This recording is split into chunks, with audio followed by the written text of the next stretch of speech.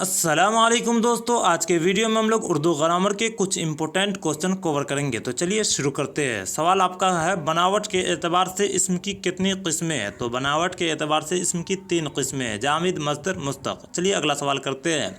दर्ज झेल में इसमें नकरा की निशानदेही कीजिए, यानी कि नीचे जो 4 ऑप्शन है उनमें से इसमें नकरा कौन है उसकी पहचान कीजिए। तो right option option number B हो जाएगा।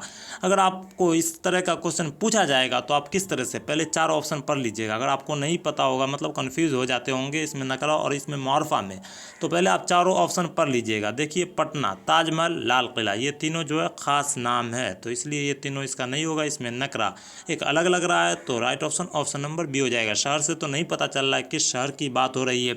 तो इसी तरह अगला सवाल आपका है, इसमें इनमें से इसमें मुआरफा की निशानदेही कीजिए, यानी कि नीचे जो 4 ऑप्शन है उसमें से इसमें मुआरफा कौन है। तो इसका कमेंट में आपको आंसर बताना है।